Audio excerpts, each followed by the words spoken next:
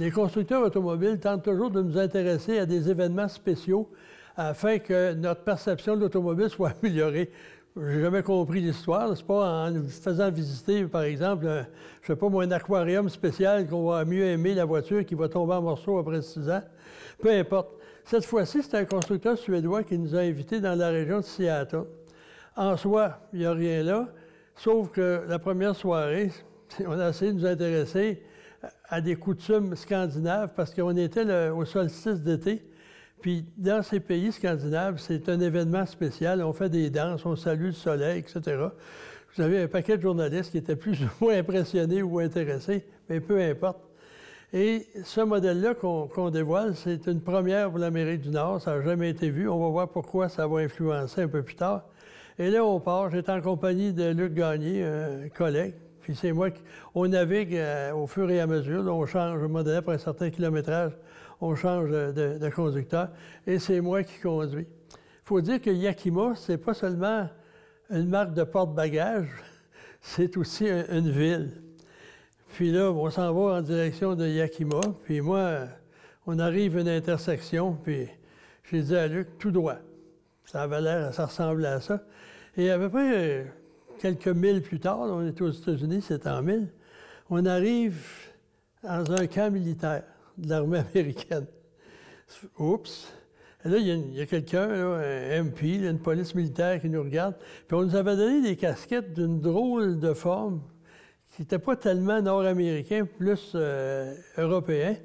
Et Luc a une barbe. Moi, à l'époque, je ne sais pas trop, mais on n'a pas l'air d'Américain. En tout cas, le gars nous regarde puis il nous laisse passer.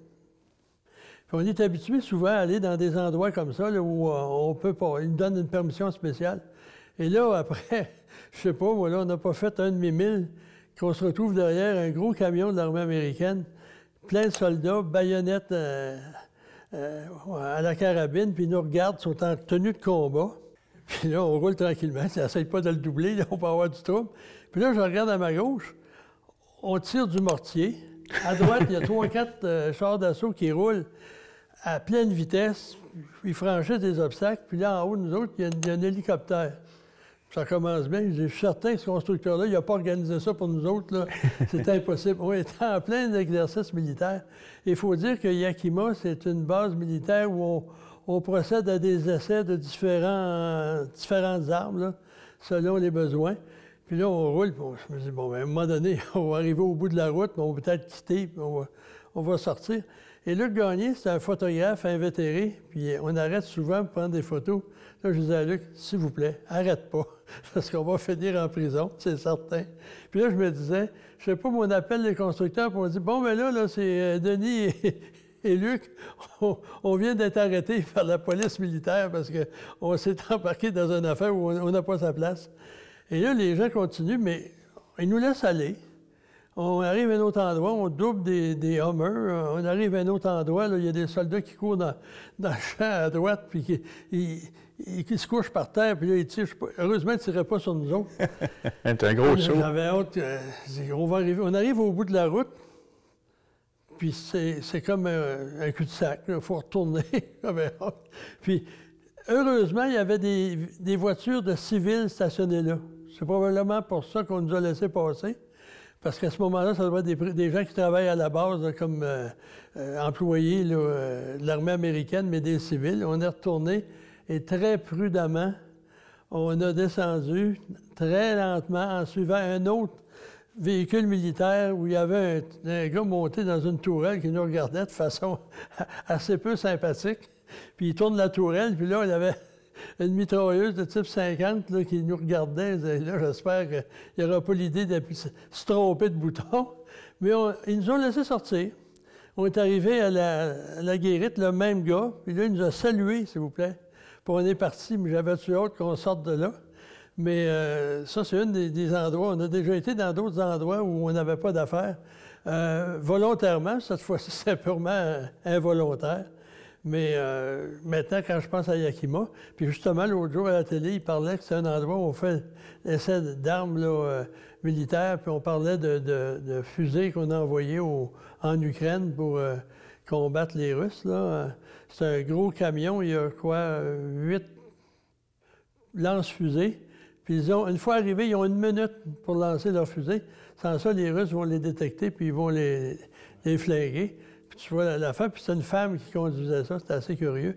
Mais c'était à Yakima, justement, le tournage. Ça m'a fait penser à ça. Puis à chaque fois que je vois un porte-bagages Yakima, bien là, je me dis, bon, ben, on s'en est sorti indemne. Puis, vous étiez les seuls à n'avoir pas écouté le trajet prévu? Naturellement. Ça arrive souvent qu'on se trompe, hein, parce que des fois, les indications sont un peu... on ne sait pas trop, il faut tourner à droite, il faut tourner à gauche. Puis là, à un endroit, tu as une intersection, c'est marqué tout droit. Tu es arrivé tout droit, je ne sais pas pourquoi ils ont mis ça, mais j'ai l'impression que ça devait être... Peu importe, c'est moi qui s'est trompé. Et ça arrive à l'occasion.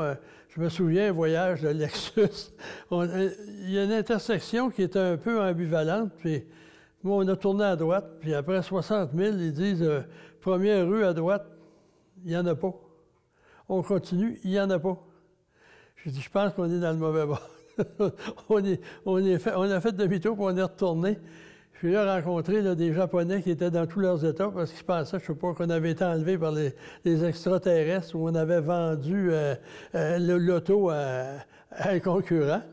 Mais ça arrive une fois. Le pire endroit, je pense, c'est GM. Le centre technique de GM, je pense, c'est à 5 000 de large par 4 000 de profond. C'est immense. Puis on avait une présentation du GM là, puis ils nous ont fait essayer un prototype. Pas une voiture de production là, avant d'être commercialisée, quelque chose de totalement différent. Puis on s'est égaré tant que c'est grand. On s'est ramassé sur le boulevard. On était dehors. On aurait pu partir avec. Puis aller chez Ford. Voulez-vous voir ce que Chevrolet va proposer?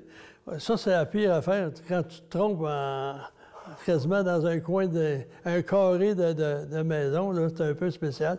Mais ça arrive à l'occasion qu'on s'égare parce que les instructions sont pas bonnes ou... Une autre fois à Nice, là, c'est la période de Pâques, on se lève le matin, il y a environ 15 cm de neige. Il y avait de la pluie la veille, la neige, il y en a partout. Mais à Nice, les pneus d'hiver, puis des gens qui savent conduire l'hiver, pas certains. À ce moment-là, Mercedes, c'était un voyage Mercedes, ils voulaient nous mettre des pneus d'hiver. Puis nous, on n'avait pas le temps. Bon, on a réussi c'est là que j'ai apprécié le système de navigation par satellite. Parce que là, on a contourné tous les embouteillages, des petites rues secondaires, puis on est arrivé à l'aéroport à temps. Mais sans ça, là, à l'époque de la carte routière, là, ça, c'était un peu...